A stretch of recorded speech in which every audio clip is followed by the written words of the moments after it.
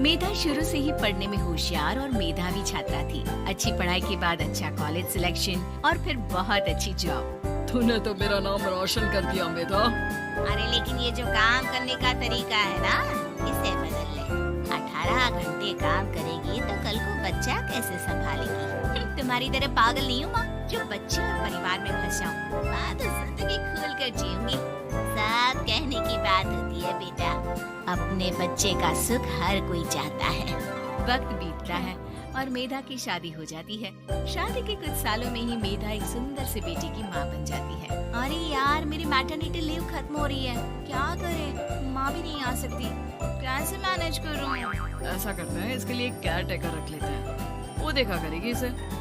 मेधा को पति की बात जच जाती है और वो केयर टेकर की तलाश शुरू कर देती है। एक दिन उन लोगों के घर एक महिला आती है जो दिखने में पढ़ी लिखी लगती है। जी, क्या काम है आपको? मैम, मेरा नाम स्नेहा है।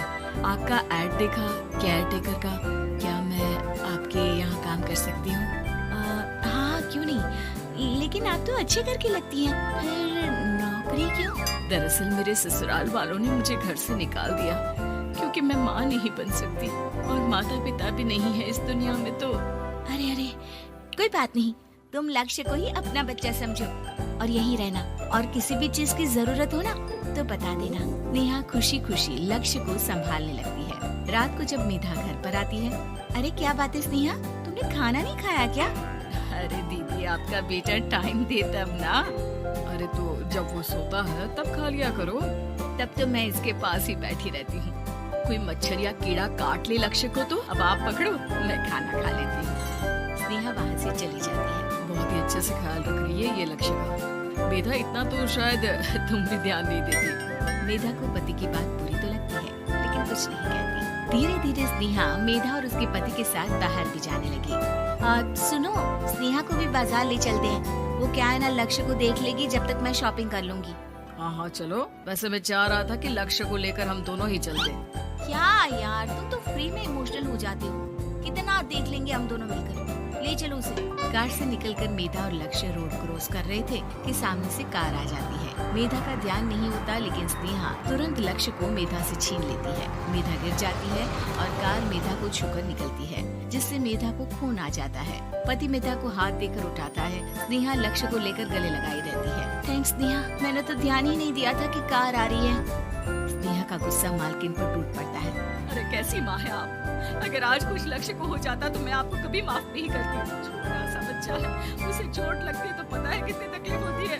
पति भी स्नेहा को देखने लगता है कि उसे क्या हो गया। मेधा को स्नेहा पर काफी गुस्सा आ जाता है। घर आकर कहती है, देखो स्नेहा, माना तुम लक्ष्य को बहुत प्यार करती हो लेकिन वो मेरा बेटा है, मैं कभी जानबूझकर उसके साथ बुरा नहीं कर सकती, समझी? मुझे माफ कर दीजिए, मैं लक्ष्य को लेकर कुछ ज्यादा ही सेंसिटिव हो चुकी हूँ। मैं ध्यान रखूंगी कि आगे से ऐसा ना हो। मेधा का मन स्नेहा से अब हटने लगा था। एक शाम मेधा ऑफिस से घर आती है कि लक्ष्य उसे दिखाई नहीं देता और ना ही स्नेहा। वो स्नेहा के कमरे में जाती है जहाँ दोनों सो रहे होते हैं। अरे स्नेहा, लक्ष्य को आज इस कमरे में क्यों सुला दिया? दीदी, मुझे नींद आ रही थी, ऐसे में उसे कमरे में अकेले लिटाना मुझे ठीक नहीं लगा। मेधा बच्चा उठाने लगती है कि स्नेहा टोक देती है। रहने दीजिए ना दीदी, सो रहा है, फालतू में नींद खराब हो जाएगी। मेधा को गुस्सा आ जाता है और वो बच्चा उठाकर वहाँ से चली जाती है। अगले दिन मेधा स्नेहा को बुलाती है, साथ में एक और लड़की खड़ी होती है। स्नेहा, अब तुम अपना कुछ और देख लो, हम लोगों को नई केयर टेकर मिल गई है, तुम इस हफ्ते घर छोड़ देना। स्नेहा का मन लक्ष्य को छोड़ने का नहीं करता लेकिन नौकरी तो नौकरी होती है ना। स्नेहा घर से चली जाती है। धीरे धीरे महीने और साल बीतते जाते हैं और लक्ष्य एक नौजवान लड़का हो जाता है। लक्ष्य, आज मुझे मंदिर जाना है, ले चलोगे? ठीक है माँ, एक काम करके अभी वापस आता हूँ, तब तक आप और पापा दोनों तैयार हो जाइए। दोनों तैयार होकर बैठ जाते हैं लेकिन लक्ष्य काफी देर तक नहीं आता।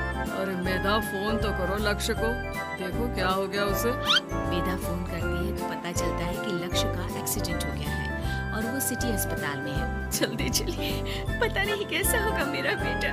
अरे चिंता ना करो, सब ठीक होगा, मैं अभी कार निकालता हूँ। दोनों मियाँ बीवी अस्पताल पहुँचते हैं जहाँ वो लोग देखते हैं कि लक्ष्य बिस्तर पर पड़ा होता है। एक महिला इन्हें यहाँ लेकर आई है, वो वहाँ बैठी है, लेकिन फिलहाल तो आप लोगों को इनके लिए किडनी का प्रबंध करना होगा। एक्सीडेंट में इसकी किडनी डैमेज हो गई है। मेरी ले लीजिए डॉक्टर साहब, मेरे बेटे को बचा लीजिए। नहीं नहीं, आप माँ हैं, आपकी नहीं ले सकते, पिता की भी नहीं। आप किसी रिलेटिव या दोस्त से पता कर लें और हाँ थोड़ा जल्दी करें क्योंकि देर होने से मामला बिगड़ सकता है। मेधा बैठकर रोने लगती है कि वहाँ डॉक्टर आ जाती है। जिस औरत ने आपके बेटे को यहाँ भर्ती कराया था वो अपनी किडनी आपके बेटे को देना चाहती है। कौन है वो, कहाँ है वो? तभी वहाँ स्नेहा आ जाती है। स्नेहा तुम? मैं लक्ष्य को पहचान नहीं पाई थी, लेकिन आप लोगों को देखकर समझ गई कि ये लक्ष्य है, इसलिए वापस आ गई। मैं अपनी किडनी आपके बेटे को देना चाहती हूँ। मेरी अपनी तो कोई औलाद नहीं, लेकिन लक्ष्य में मैंने हमेशा अपना बच्चा देखा। तुम धन्य हो स्नेहा, जो इतने साल में भी लक्ष्य को भूल नहीं पाई। सही मामले में तो वो तुम्हारा ही बच्चा होगा, क्योंकि जन्म भले ही मैंने दिया हो, लेकिन आज तुम उसकी जिंदगी बचा रही हो।